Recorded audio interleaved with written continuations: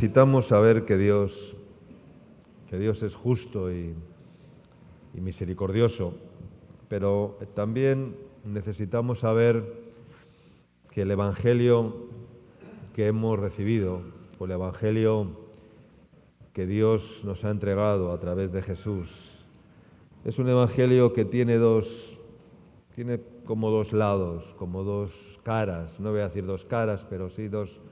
Siempre hay una dualidad en todo. Siempre están las dos partes, los dos lados, los dos caminos, las dos puertas, siempre hay los dos hijos, el hijo bueno y el hijo malo. Siempre hay dos árboles, el buen árbol y el mal árbol. Siempre hay una dualidad en la Escritura y en el Evangelio también, porque hay un Evangelio que es para salvación, pero hay también un Evangelio que es para condenación. Depende de cómo lo recibamos cada uno de nosotros. La palabra de Dios es para salvación, pero es también para condenación, es también para juicio. Y Dios, que es justo, porque Él no da no va a dar por inocente al culpable, jamás, pero también entendemos que Dios es un Dios de misericordia, que Dios espera que tú y yo procedamos al arrepentimiento, que tú y yo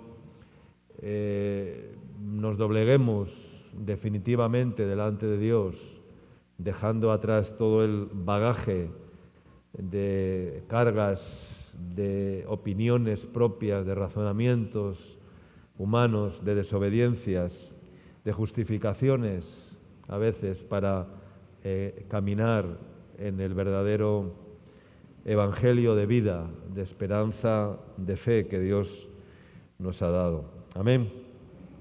Leamos Mateo capítulo 7, versículos del 15 al 20.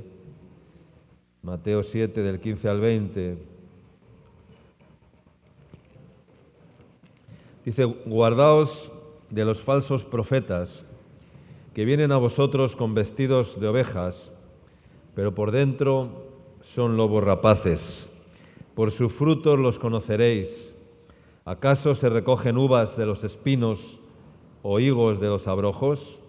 Así todo buen árbol da buenos frutos, pero el árbol malo da malos frutos.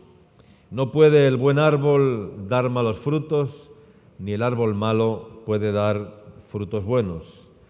Todo árbol que no da buen fruto es cortado y echado en el fuego.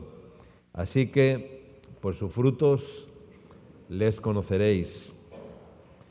Una palabra muy conocida, ¿no? Un texto que no es nuevo, lo hemos leído seguramente, lo hemos predicado, lo hemos escuchado en muchas ocasiones, incluso lo conocemos muchos de nosotros. Pero si algo nos tiene que diferenciar, aquellos que nos decimos que somos cristianos, ¿cuántos son cristianos? A mí no me gusta ese término demasiado, el término cristiano, porque bueno, ya saben el origen de la palabra, ¿no? Cristianos. A los primeros seguidores de Jesús nunca se les llamó cristianos, se les llamó discípulos, se les llamó seguidores del camino, se les llamó los de la verdad, pero jamás se les llamó cristianos. De hecho, se les llamó cristianos por primera vez en Antioquía, cuando ya Jesús había partido y ascendido a los cielos. Habían pasado más de 70 años, y a los primeros cristianos o primeros seguidores de Jesús en Antioquía se les llamó cristianos, pero no de una forma agradable, sino como un insulto, como algo despreciable, como algo despectivo. Así que ese es el origen de la palabra cristianos. De hecho, Jesús no era cristiano. ¿Dónde ustedes han leído en la Biblia que Jesús era cristiano?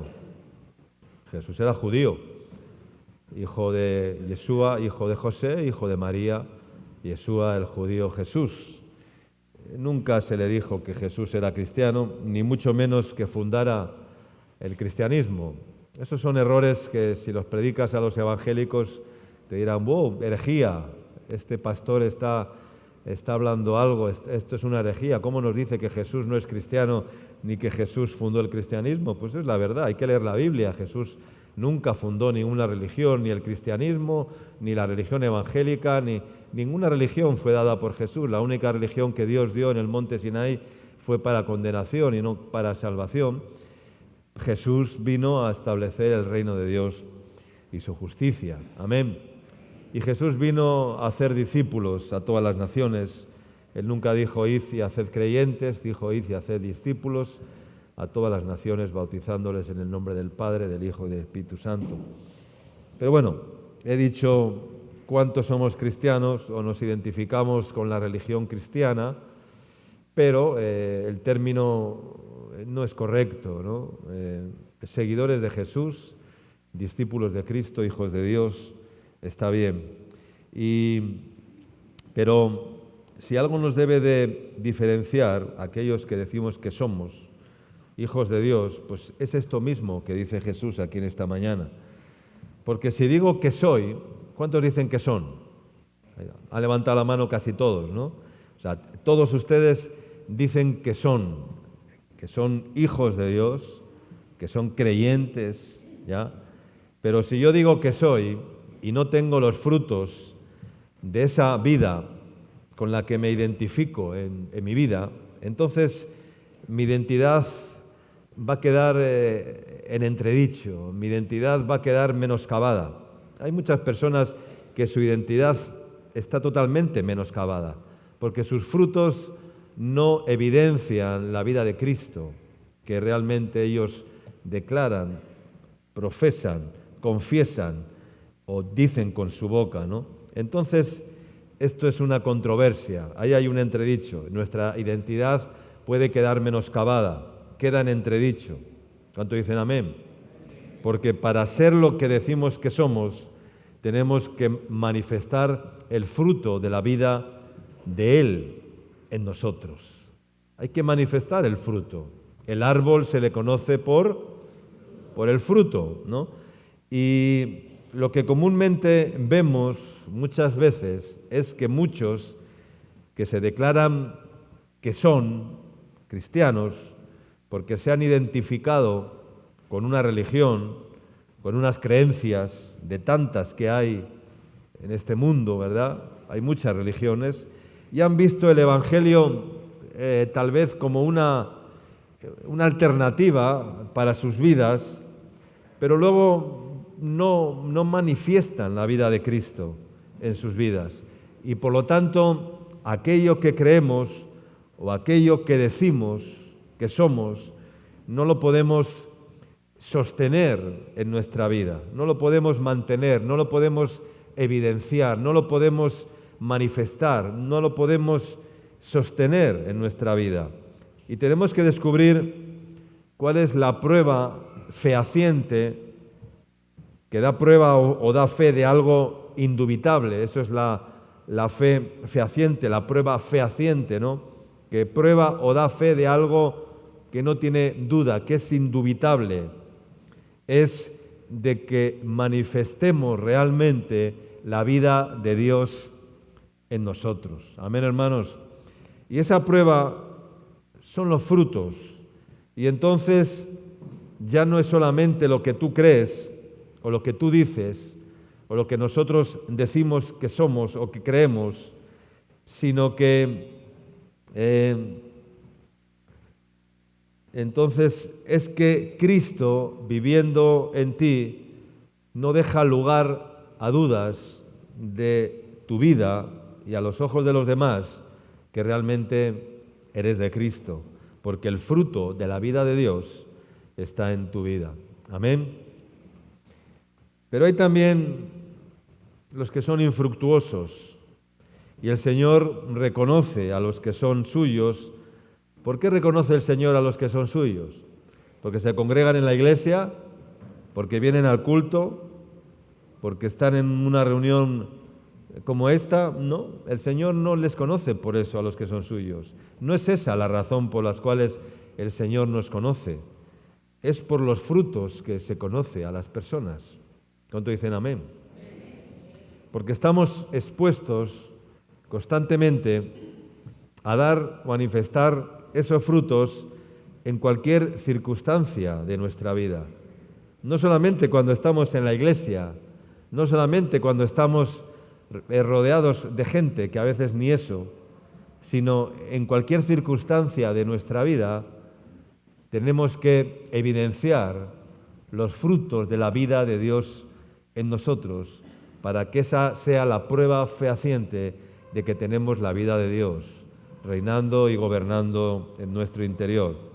Entonces, no solamente somos creyentes o cristianos, ¿no?, para ciertas cosas. Es decir, sí, me he confesado cristiano, pues o he aceptado este evangelio, o me he identificado con este evangelio, con esta creencia, con esta doctrina, con esta fe, con esta confesión, pues bueno, para dejar las drogas, para dejar el alcohol, para cambiar de conducta, para que los demás puedan ver en mí cierto cambio, cierta transformación. Pero ese no es el propósito. La única prueba es qué frutos estamos dando en nuestras vidas. Y a veces confundimos, y esto nos pasa mucho, confundimos lo que es obra con lo que es fruto. ¿Es lo mismo obra que fruto? No es lo mismo. Una obra es aquello que hacemos.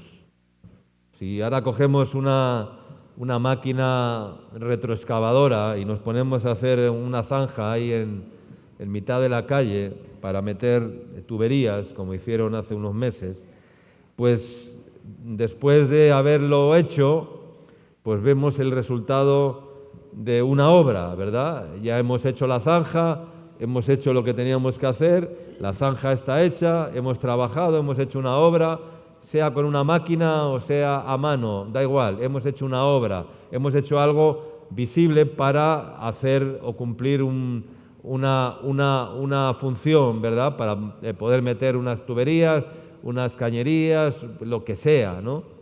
Unos desagües en medio de la calle y listo, ¿no? Es una obra, pero la obra no es el fruto, la obra no es fruto. Obra es una labor que desempeñamos y por eso se usa el término obreros, ¿no? Obreros. ¿Qué es un obrero? Es alguien que cumple un rol dentro de un ente, de una institución. Eso es un obrero.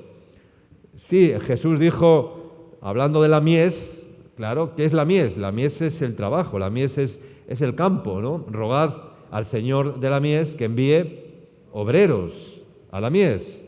La palabra obrero aparece en la Biblia muchas veces. Preséntate como obrero aprobado, ¿verdad? Que no tiene nada de qué avergonzarse y que usa bien la palabra de verdad.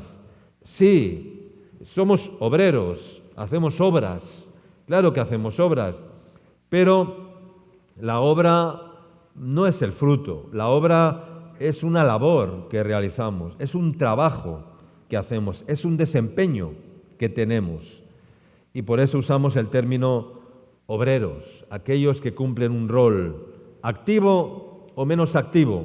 Hay obreros en la obra del Señor que son más activos que otros. Hay obreros que desempeñan funciones más importantes o más productivas que otros, pero no quiere decir que unos sean más que otros. Todos los obreros son necesarios y todos los obreros son importantes y todos los miembros del cuerpo son importantes. No podemos decir a la mano, la oreja, no le puede decir a la mano no te necesito, ni la mano a la oreja decir yo no. Todos los miembros del cuerpo son necesarios, todos son obreros, de más o de menor productividad. ¿Por qué se le mide a un obrero? ¿Verdad? En el mundo laboral, un buen obrero es alguien que produce al 100%, y entonces el jefe, el empresario dice, este obrero es de primera, es productivo a tope, le he contratado, ¿verdad?, para hacer ventas, le he contratado para producir piezas, le he contratado para hacer trabajos de pintura, de lo que sé, y es un hombre que realmente produce, que su trabajo es rentable, que su trabajo es 100% productivo, ¿verdad? Pero eso no es lo mismo que el fruto. Hacer fruto o dar fruto es otra cosa totalmente diferente, porque el fruto no es algo que nosotros lo podamos hacer, que nosotros lo podamos producir. La obra es la que nosotros hacemos, pero el fruto no es por lo que hacemos. El fruto no es algo que nosotros lo podemos producir por nosotros mismos, es algo que produce, el fruto lo produce la vida de Dios que está en nosotros. ¿Cuánto dicen amén? Ahí es donde se produce el fruto. Y hermanos, tenemos que pensar que no podemos vivir por aquello que hacemos. No podemos vivir por aquello que hacemos, sino que tenemos que vivir haciendo fluir desde nuestro interior la vida de aquel que decimos que vive en nosotros y que reina en nuestras vidas. Él no produce obras, Él produce frutos. Amén. Dios no es un Dios de obras, Dios es un Dios de frutos. Y entonces Él produce frutos, Él no produce obras. Por eso dice la palabra que no es por obras, ¿no? Para que nadie... La salvación no es por obras, es por fe, lo sabemos perfectamente. No es por obras, no es por logros, no es por méritos. De hecho, nuestras obras dice que son como trapos de inmundicia, dice la Escritura. No tenemos que hacer obras para ser salvos. Cuando somos salvos, entonces hacemos obras que son consecuencia de la vida de Dios en nosotros. Amén. Las obras no están hechas para salvarnos. Dios no creó las obras para salvarnos, sino que Dios dice que preparó obras de antemano, dice, ¿para qué? Para que andemos en ellas. Pero ¿cuándo andamos en las obras de Dios? Después de que hemos recibido ¿qué? La salvación.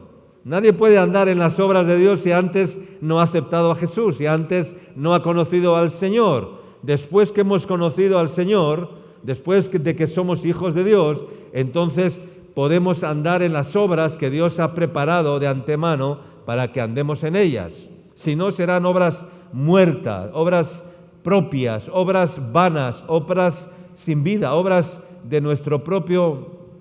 Y ese no es el plan de Dios. Y esas obras serán la consecuencia de los frutos de Dios en nuestras vidas. Entonces, no podemos confundir obras con frutos. Pueden parecer lo mismo, pero no son lo mismo. Jesús dijo, por sus frutos les conoceréis. No dijo por sus obras, por sus frutos les conoceréis. Y el fruto no es de fuera hacia adentro, no es de fuera para adentro, es al revés. El fruto es ¿de dónde? Es de adentro hacia afuera. Las obras son de fuera hacia adentro, ¿verdad? Hacemos una obra, todos lo ven y entonces en nuestro interior nos jactamos y nos decimos, ¡wow! Todos han visto lo bueno que he hecho, ¿verdad? Todos han visto lo que soy, todos han visto lo que soy capaz de hacer. La obra es visible afuera, pero Dios no mira la obra, Dios mira ¿qué? Dios mira lo de dentro, Dios mira el fruto. Y por eso Jesús dijo, por su fruto les conoceréis. Entonces, el fruto no es de fuera para adentro, el fruto es de adentro hacia afuera. Y cuando hay buenos frutos en nosotros, entonces, hacia afuera, ¿qué manifestamos? Los buenos frutos de Dios. Si decimos que somos de Cristo, tenemos que manifestar los frutos de Cristo en nuestras vidas. Y el fruto en nuestra vida siempre es para glorificar a Cristo. Y por eso el Espíritu Santo viene a nuestras vidas. Viene con la misma sencillez con la que vino Jesús, porque Él no viene buscando su propia gloria, Él viene buscando que tú y yo glorifiquemos al Padre en nuestra vida. Amén. Él no viene hablando de sí mismo, no lo dijo Jesús, yo no hablo de mí mismo, yo hablo lo que el Padre me envió que dijera, yo no hablo por mí mismo, yo no hablo de mí mismo, yo hablo lo que el Padre me ha dicho que hable. yo no hablo de mí mismo, hablo lo que el Padre me ha dicho que tengo que hablar. Entonces, Él no viene hablando de sí mismo, el Espíritu Santo viene, ¿para qué? Para hacernos fructificar en nuestras vidas la palabra que escuchamos con estos oídos, con estas orejas, la palabra que oímos, ¿verdad? Para ponerla en práctica, y no es por el aprendizaje religioso. Entonces, ¿cómo identificamos a alguien? ¿Cómo identificamos a los demás? No es por las obras que hacen, sino por el fruto de esa vida de Dios dentro de sus corazones. Amén. Y por eso dice, así todo árbol da buenos frutos, pero el árbol malo dice que da malos frutos. No puede el árbol bueno dar malos frutos, ni el árbol malo dar frutos buenos. Esto tenemos que aplicárnoslo a nuestras vidas. Si tu vida no está en Cristo o si tu vida está en Cristo. Pero, pastor, yo vengo a la iglesia, pastor, yo oro al Señor, pastor, yo predico también el Evangelio. Sí, está muy bien. No, tu vida tiene que estar en Cristo y solo en Cristo tu vida dará los frutos de la vida de Dios en ti. Amén. Vamos a leer Juan capítulo 15, versículos del 1 al 5. Son palabras que, repito, las hemos oído cientos de veces, las hemos predicado, las hemos leído, escuchado, pero son palabras que tienen que estar bien arraigadas y bien reveladas en nuestro corazón. Yo soy la vid verdadera, dijo Jesús, y mi Padre es el labrador. Todo pámpano que en mí no lleva fruto, lo quitará, y todo aquel que lleva fruto, lo limpiará para que lleve más fruto. Ya vosotros estáis limpios por la palabra que os he hablado. Permaneced en mí y yo en vosotros. Como el pámpano no puede llevar fruto por sí mismo si no permanece en la vid, así tampoco vosotros si no permanecéis en mí. Yo soy la vid, vosotros los pámpanos. El que permanece en mí y yo en él, éste lleva mucho fruto, porque separados de mí, nada podéis hacer. Todo pámpano que en mí no lleva fruto, dice, lo quitará, y todo aquel que lleva fruto lo limpiará para que lleve más fruto. Todo pámpano que en mí no lleva fruto lo quitará. En realidad, en la traducción original del griego, no dice eso exactamente. Dice, todo pámpano que en mí no lleva fruto, lo levantará. ¿Y por qué lo levantará? Está hablando de no dejar caer el pámpano a la tierra. Una de las causas por las cuales las vides, hay alguno aquí que ha cultivado vides, que son de Ica por ahí o de Argentina, ¿no? Como de Mendoza, ¿verdad? Está hablando de no dejar caer el pámpano a la tierra. Una de las causas por las cuales las vides no tienen fruto es porque los pámpanos tienen una tendencia. ¿Cuál es la tendencia del pámpano? Es caer a la tierra, es decir, en vez de crecer hacia arriba, el pámpano por el peso o tiende a caer hacia abajo y tiende a acercarse a la tierra. Entonces, eso no es bueno para la vid, porque el pámpano cerca de la tierra no va a crecer, no va a recibir la savia, no va a recibir la luz, la lluvia, y entonces no va a poder crecer. Pero el pámpano tiene esa tendencia, tiene la tendencia de dejarse caer a la tierra, ¿verdad? Una de las causas por que las vides no tienen fruto es por eso, porque tienen la tendencia de crecer caídos hacia abajo. Por eso, los labradores que tienen viñedos, ¿qué hacen para mantener los pámpanos levantados? Ponen unas estructuras de alambre, ¿verdad?, aéreas por encima de las vides. ¿Para qué? Y las alzan ¿Para qué? Para que los pámpanos se puedan enraizar entre los alambres, ¿verdad? Y así crezcan ¿hacia dónde? Hacia arriba, y así sean levantados. Y por eso el labrador, que es el padre, se va a encargar de podar el viñedo adecuadamente para que esa tendencia natural que tiene el pámpano no arruine la cosecha del fruto en esa vid. Ese es el proceso del crecimiento de la vid. Entonces dice, no todo pámpano que en mí no lleva fruto, ¿qué hace el Señor? Lo alza, lo levanta, le saca ¿de dónde? De la tierra, lo levanta de la tierra. Está también hablando en términos espirituales de que somos terrenales. Dice, poned la mira en las cosas ¿de dónde? De arriba, no en las de la tierra, porque donde está Cristo, dice, sentado a la diestra del Padre. Poned la mira en las cosas de arriba, no en las de la tierra. El que pone la mira en las cosas de la tierra nunca dará fruto. Será un terrícola más. Yo no sé si quiere ser un terrícola más, ¿verdad? Yo no quiero ser un terrícola. Un terrícola, ¿ya? Los marcianos cuando nos miran nos dicen, estos son terrícolas, son de la tierra, ¿no? ¿Verdad? Yo no quiero ser un terrícola, ¿ya? Porque ser un terrícola es ser un hombre vano, un hombre de la tierra, un hombre vulgar, un hombre... Cuando dice Pablo a los Corintios, le dice, no pude hablaros como a espirituales, sino como a carnales, como a niños en Cristo. No sois, dice, no sois cuando tenéis no sé qué, no sois eso, y andáis, no sois carnales, dice, y andáis como hombres, decía Pablo. Andáis como hombres, no andáis como hijos de Dios, andáis como hombres. No podemos andar como hombres.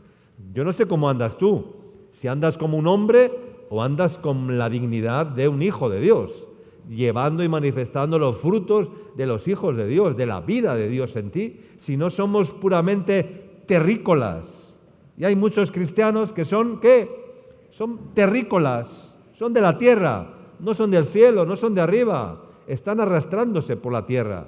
Y el Señor dice, todo pámpano, somos pámpanos, nosotros somos los pámpanos, el Padre es el labrador, tú y yo somos los pámpanos, y todo pámpano que en mí no lleva fruto, lo cortará, ¿no? Lo levantará, ¿verdad? Y aquel que lleva fruto, el Señor lo podará, lo limpiará, para que lleve más fruto.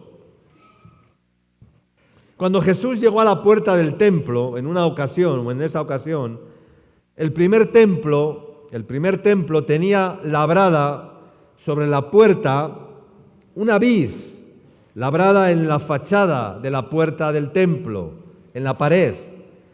Y cuando Jesús llegó al templo y vio a los escribas y fariseos religiosos que estaban allí admirando la vid que estaba labrada en la puerta, era una obra de arte, una vid labrada en la piedra del templo, donde estaba la puerta principal del templo, ¿no? Y ahí estaban los escribas y fariseos admirando aquella vid labrada en la fachada, en la pared. Y cuando Jesús los vio admirando aquella vid labrada, Jesús les dijo, ¡alto! ¡No! ¡Alto! Esa no es la vid verdadera. Y entonces comenzó a predicar Juan 15:1.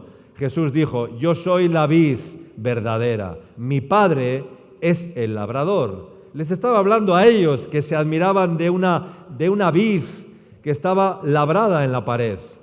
Entonces les dijo, alto, no miren esa vid no sirve para nada. Yo soy la vid verdadera y mi Padre es el labrador. Todo pámpano, les estaba hablando a ellos, todo pámpano que en mí no lleva fruto, lo cortará, y todo aquel que lleva fruto, lo limpiará para que lleve más fruto.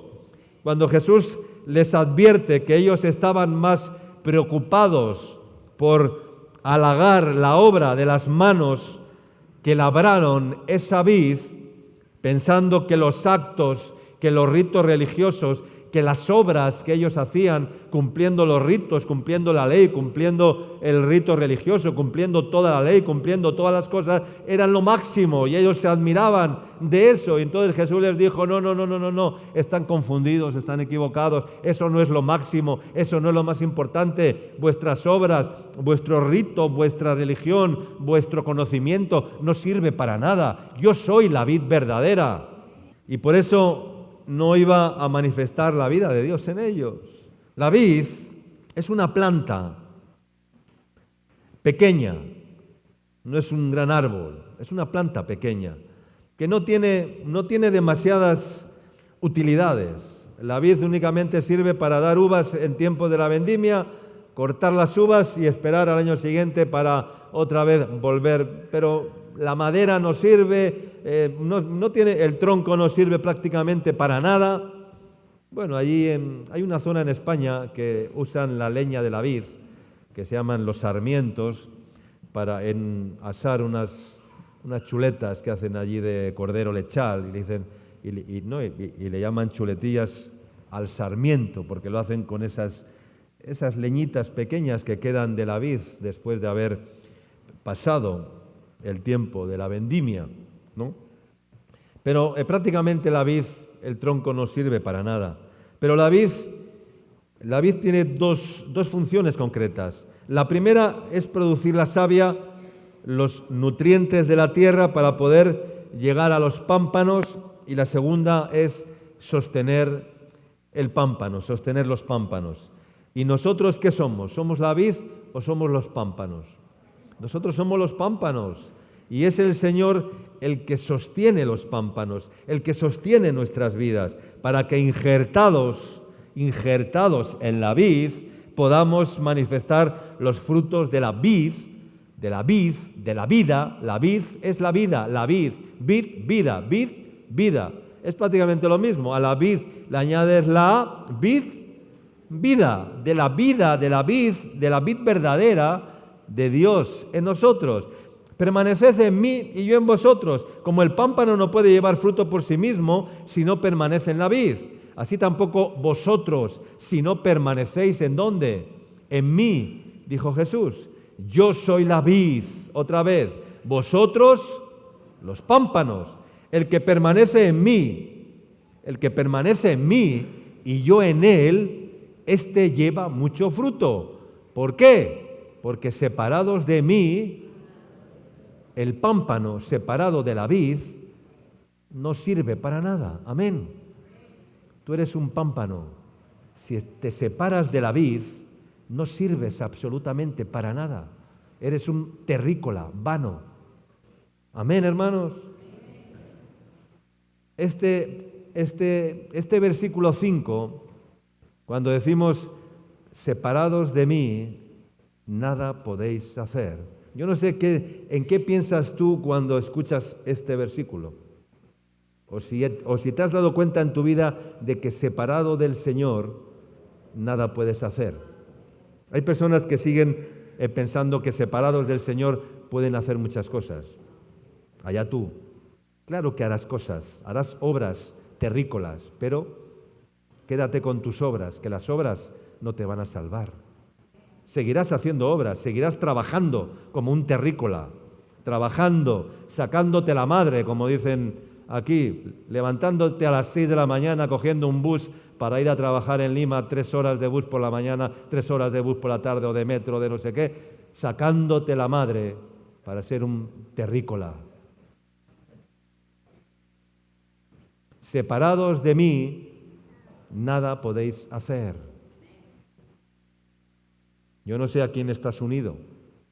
Yo cuando leí este versículo y cuando el Señor me lo reveló a mi vida, yo me di cuenta de que ya jamás me podía separar de la vid. Jamás me podía separar de la vida. Y yo, por mis capacidades o por mis medios, podía haber logrado cosas, me podía haber planteado proyectos fuera del Señor. Tenía y tengo todavía la capacidad de poder hacerlo. Tengo los recursos para poder hacerlo, pero no creo en ningún proyecto fuera de Dios.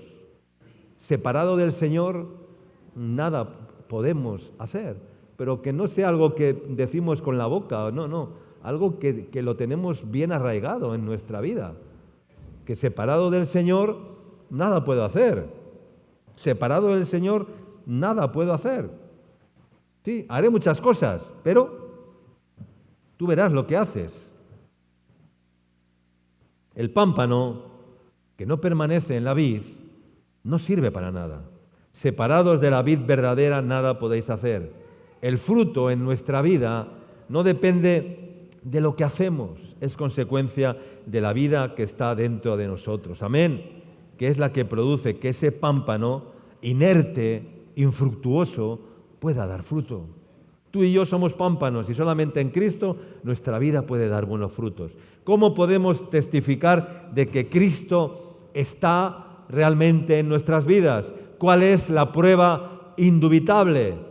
Son los frutos, no es lo que hacemos, no es la responsabilidad que tenemos, no es lo buenos que somos haciendo negocios, no es lo bueno o lo astutos que somos haciendo cosas, no, eso no es lo que nos identifica, hermanos, no es lo que haces, la consecuencia de lo que tú eres, es Cristo viviendo en ti, la consecuencia de lo que haces.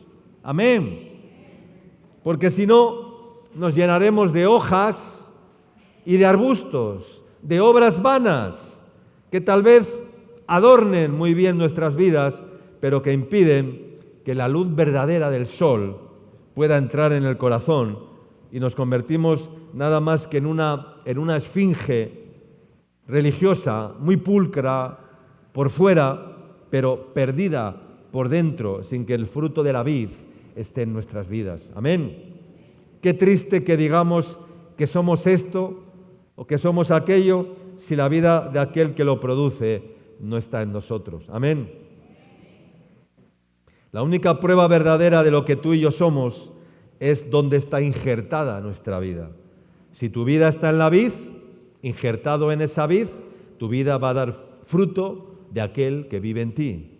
Ahora, fuera de esa vid, solo somos personas, seres humanos, que nos construimos una imagen y que mostramos ciertas virtudes en nuestras vidas, ciertas actitudes, pero que no son el resultado de la presencia de Dios en nuestra vida. Será solamente una construcción que hacemos y a veces es incluso muy grotesca esa construcción. ¿Por qué digo que es una construcción que hacemos de nosotros que a veces se puede convertir en una construcción muy grotesca? ¿Por qué? Porque nos contradecimos ¿en qué? En lo que hacemos con lo que decimos. Nos contradecimos con lo que decimos que somos y con lo que hacemos muchas veces. Y entonces, si así somos, es mejor que nos estemos calladitos. Que estemos calladitos. Y que no digamos que somos esto, que somos aquello, si no hay una prueba fehaciente de que lo que decimos es verdadero. Amén. ¿Y por qué no damos esos frutos en nuestras vidas?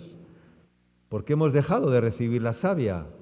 Cuando el pámpano deja de recibir la savia, cuando el pámpano se cae en la tierra porque el labrador no ha puesto el sistema de alambre aéreo para levantar el pámpano deja de recibir la savia, deja de recibir los nutrientes y el pámpano que no recibe la savia no puede producir la semilla y el fruto es como un injerto muerto que produce sequía sobre ese pámpano. El grano de trigo sabemos que tiene que morir para poder manifestar el fruto de la vida de Dios en nosotros. Si no, dice que el grano de trigo se queda ¿cómo? Se queda solo. Y solo no sabemos hacer otra cosa sino pecar y pecar y pecar y pecar. El hombre fuera de la vid verdadera es un saco de pecados, es un costal de pecados. Pecados y pecados que nos separan de la vida de Dios. Amén. No hay que enseñar a nadie a pecar. ¿Hay que enseñar a alguien a pecar? Yo me he dado cuenta de que al hombre no hay que enseñarle a pecar. El hombre peca por sí mismo. O sea, no hay que enseñar a nadie a pecar. Yo no te tengo que enseñar a ti a pecar. ¿Por qué? Porque es algo que está en nuestro ADN, está en tu ADN. El pecado está en tu ADN. El pecado está en el ADN de todos. No nos tienen que enseñar a pecar. ¿Por qué pecamos? Porque el ADN del pecado está ¿dónde? Está dentro de nosotros. Por eso pecamos. Y el hombre separado de la vid es un costal de pecados. Pecado tras pecado. Pecado a pecado. Añadiendo pecado a pecado a pecado. Y así es la vida del hombre fuera de la vid. Porque el ADN del pecado impera sobre todo lo demás. Está en tu ADN. Tienes que cambiar el ADN de tu vida. El ácido ribonucleico, ya cuando estudié ciencias naturales hace muchos años. ¿Cómo es el ADN? Es una palabra un poco difícil. Ribonucleico, no sé qué, ¿no? El ADN, pero el ADN de Cristo. Amén. El ADN de Cristo. Voy a buscarlo luego para no caer otra vez en este error. Voy a decir, el pastor no sabe descifrar el ADN. Ya, leamos Gálatas 5:22 para no perder el hilo. Gálatas 5:22, 23. Una vez más vamos a leer Gálatas 5:22. ¿Cuántas veces hemos leído Gálatas 5:22? ¿Cuántas veces? ¿Cuántas veces?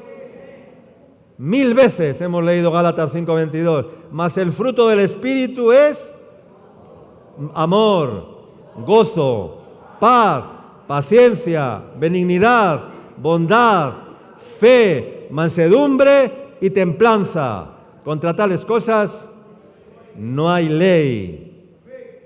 Pero los que son de Cristo han crucificado la carne con sus pasiones y deseos. Si vivimos por el Espíritu, andemos también por el Espíritu. 9 frutos. La vida de Dios en nosotros, el pámpano injertado en la vid. La prueba de que tu vida está en Cristo es que tú y yo debemos producir estos frutos que dice acá en nuestra vida. Amén. No eres tú el que los produce. Es la vida de Cristo que está separada de lo que tú haces. La vida de Cristo está separada de la que tú haces. Este texto menciona 9 frutos. Si empezamos a hablar de los frutos uno por uno, nos pegaríamos horas y horas, pero solamente el primer fruto. ¿Por dónde empieza el Señor? Por el amor. Y ahí todos zozobramos, todos patinamos, todos naufragamos. Ya en el primer fruto, ya todos estamos naufragando. ¿Sí o no? Díganme la verdad. Claro que sí, porque el amor que mostramos en nuestra vida es un amor tan egoísta, tan egocéntrico, casi siempre, que nosotros no podemos amar como Cristo nos amó. El amor desinteresado de Cristo no está en nuestro manual de cómo amar. Nosotros tenemos un manual de amar diferente al amor de Cristo. Nuestro manual es de hombres terrícolas. Amo porque te quiero, amo porque lo necesito, amo porque lo deseo, amo porque quiero recibir algo, amo porque amo, pero no amo con el amor de Cristo. ¿Por qué? Porque el fruto del Espíritu no está en mí. ¿Cuánto dicen amén? Si el fruto del Espíritu estaría en mí, amaría como Dios ama. ¿Cuánto dicen amén? Amaría a todos por igual. ¿Cuánto dicen amén? Amaría no por el interés, te quiero Andrés. Amaría de forma desinteresada, como es el amor ágape y puro de Dios. Pero no, ya en el primer fruto estamos suspendiendo. Estamos suspendiendo. Algunos igual rozan el 5, pero la mayoría no pasan del 5, no pasan del 6 y muchos están por debajo del 5. No amamos. Entonces, si no amamos, nos tenemos que plantear si realmente somos pámpanos injertados en la vid verdadera. Porque si estaríamos injertados como debiéramos, el fruto del amor estaría en nuestras vidas. ¿Cuánto dicen amén?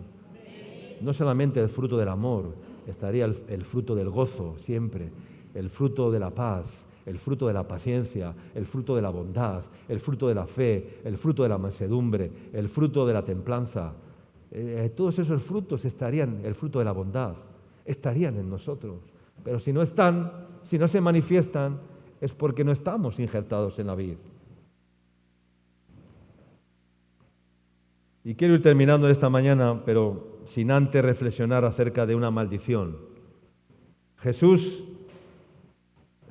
maldijo alguna vez? ¿Cuántas veces?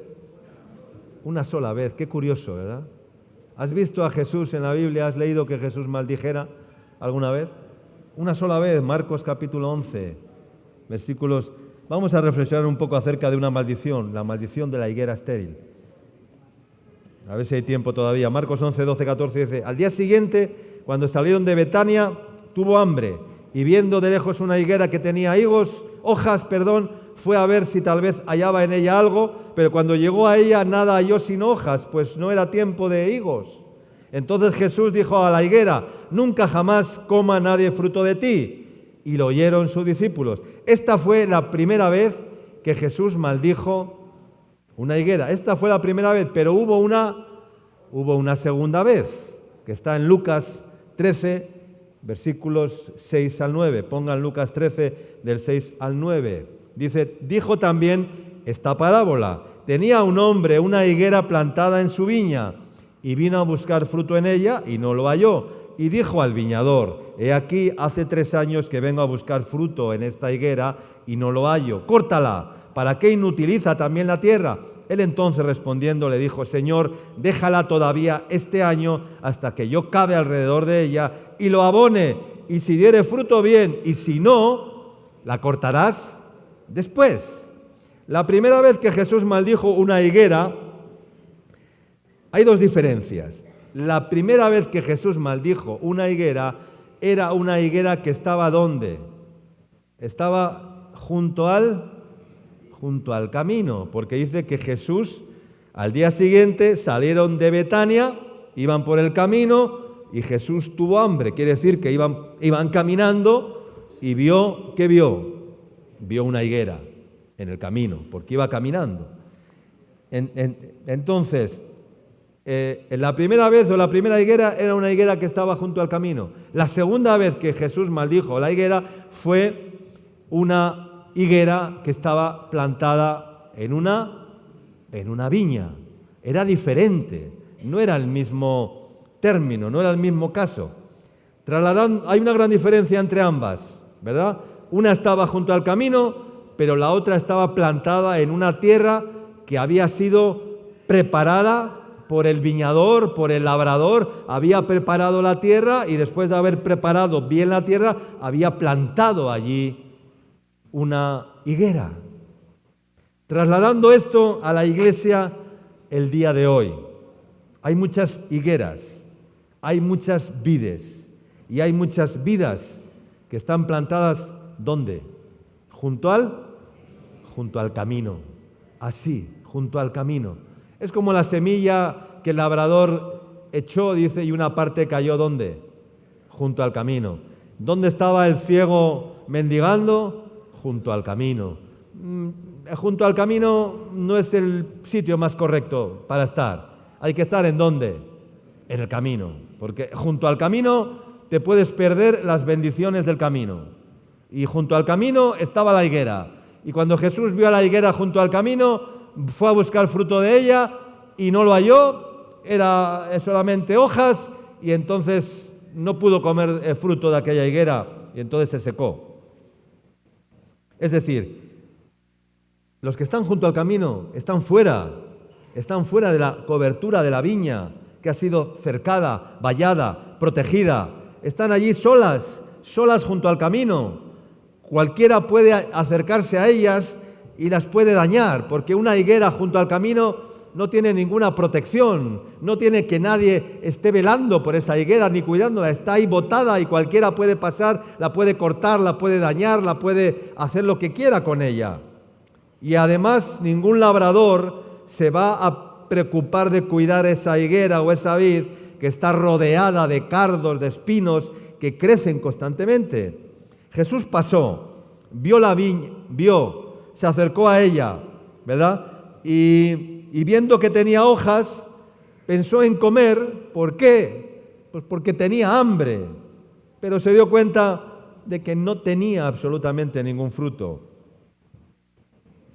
Y entonces nos podíamos hacer una pregunta en esta mañana. ¿Por qué, Señor, tú vienes a nuestra vida a buscar fruto que sabes que no hay?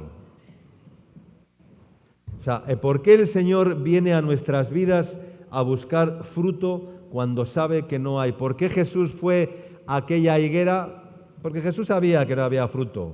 Jesús todo lo sabe, ¿no? ¿Pero por qué fue? Pues para evidenciar algo, ¿no?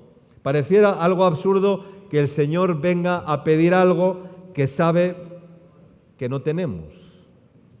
Pero este es el Evangelio, hermanos. Así es el Evangelio. Dios viene a buscar fruto en nuestras vidas sabiendo que nosotros no lo podemos producir. Y por eso viene a pedir esos frutos, para desafiarnos y para hacernos conscientes que separados de Él, nada podemos hacer. No podemos dar ningún fruto separados de Dios y que solo injertados en la vid podemos manifestar esos frutos. Amén. La segunda higuera no estaba junto al camino, sino que el Señor de la viña la preparó la viña y luego plantó la higuera, limpió la tierra para plantar una higuera. Quiere decir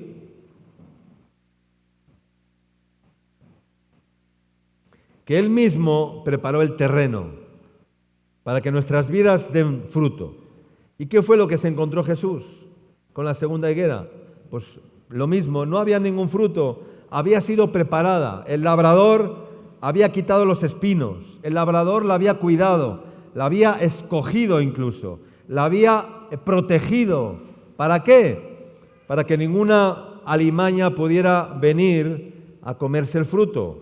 Pero aún a pesar de que había hecho ese trabajo, se encontró con la sorpresa de que no había ningún fruto. Y dijo al viñador: he aquí, hace 3 años que vengo a buscar fruto en esta higuera y no lo hallo. Córtala. ¿Para qué inutiliza también la tierra? Córtala, está ahí en vano, encima está utilizando una tierra que podía ser fértil para otra higuera. La reacción del dueño de la viña, del viñador, es para que reflexionemos. Él mismo dijo: no, déjame que vaya. No mandó a un empleado a revisar la higuera. No le dijo a su criado: vete a ver qué le pasa a esa higuera. No, él fue, el labrador fue.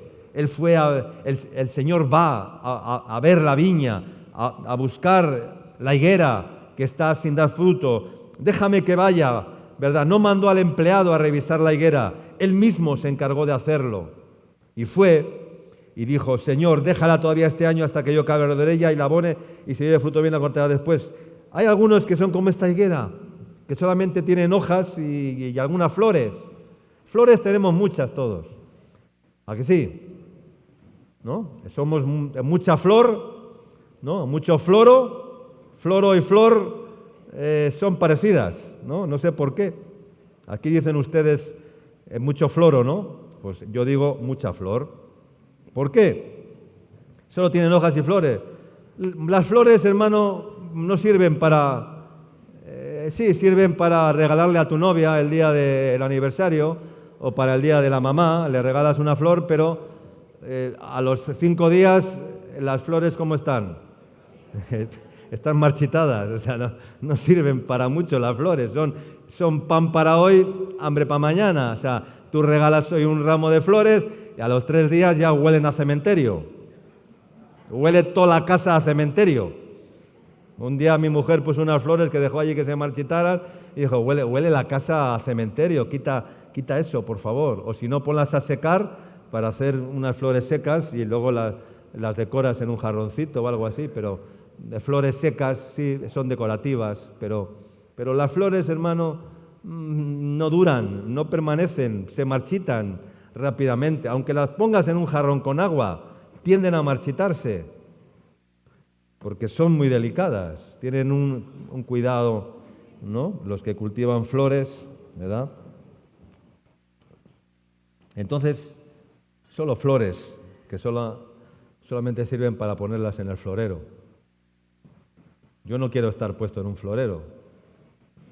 No sé tú, si quieres estar ahí en un florero para que todos te admiren o te vean, ¿verdad? Pero te mirarán unos días, porque cuando te marchites ya nadie te va a mirar. Ya la flor se seca, ¿no? Dice la Biblia. La flor se marchita, ¿no? Pero la palabra de Dios permanece para siempre. La flor del campo se seca, ¿no? La flor se marchita. Todo se seca. Fuera de Dios, todo se seca. Amén. Fuera de la vid verdadera, todo se seca, ¿verdad? Vienen tiempos de sequía. Estamos en Europa en estos días. Hay una sequía horrible. Ha sido los meses, el cambio climático y todas estas cosas, sí, pero siempre que esto decimos el cambio climático, sí, pero son señales. Sequía, sequía. Abril aguas mil, eso de abril aguas mil ya pasó a la historia, porque no ha llovido cero lluvia. Y en los meses de abril España es una lluvia, ¿no? Y en estos días están ya con temperaturas de 40 grados y olas de calor extremo, y estamos en abril, que no ha comenzado el verano.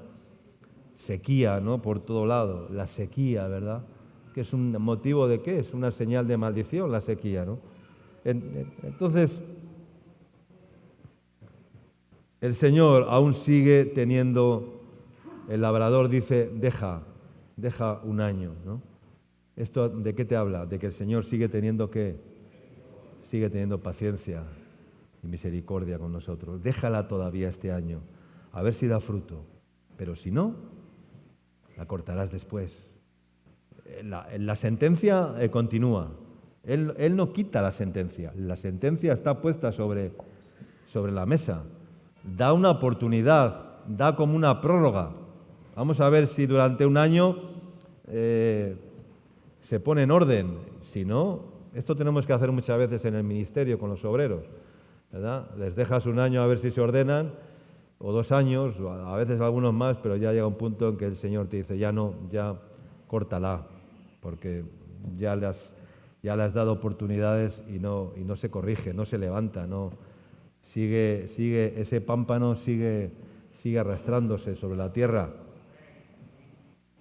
A veces Dios nos concede plazos. Yo no sé si Dios te ha dado plazos en tu vida, en alguna ocasión, por algún tema, por alguna cosa, por alguna caída, por algún tropiezo, por alguna infidelidad, y el Señor te dice, te voy a dar un plazo. Otras veces el Señor no da plazos, otras veces el Señor corta y rasga, porque ya el hacha está puesta ¿dónde? Sobre la raíz de los árboles, y todo árbol que no da buen fruto es cortado y echado en el fuego. No podemos vivir como cristianos, y termino, sin estar dando los frutos de la vida de Dios en nosotros. Amén, hermanos. Y termino diciéndote que Dios quiere limpiar los pámpanos, levantar los pámpanos para que no se pierdan más en contacto con la tierra. Todo pámpano que en mí no lleva fruto, lo levantará, y todo aquel que lleva fruto. ¿Estás dando fruto? Gloria a Dios. El Señor te va a seguir limpiando y podando para que des más fruto. ¿Cuánto dicen amén? Leemos Isaías 5:3 y oramos. Solamente lo leo. Isaías capítulo 5, versículos 3 y 4, pónganlo ahí. Ahora pues, vecinos de Lima y varones de Azángaro, juzgad ahora entre mí y mi viña. ¿Qué más se podía hacer a mi viña que yo no haya hecho en ella? Dice el Señor.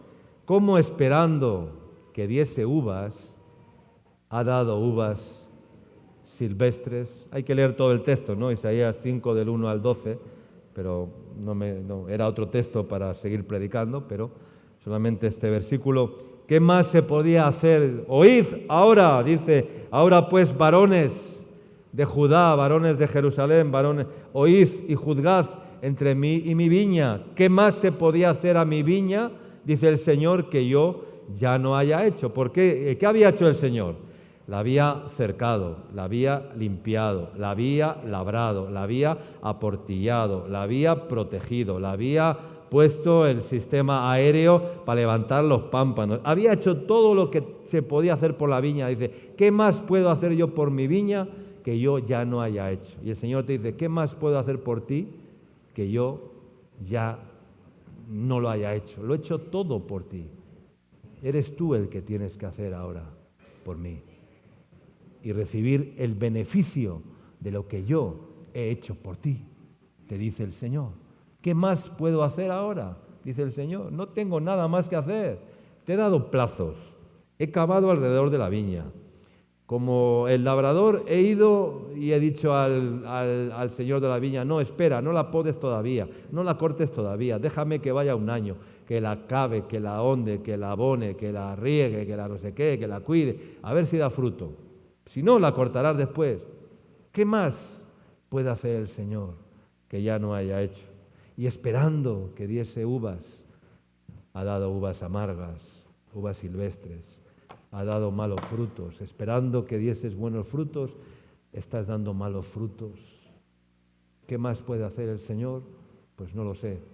Cada cual que se ponga delante de Dios en esta mañana y reflexione lo que Dios ha hablado a la iglesia. Amén.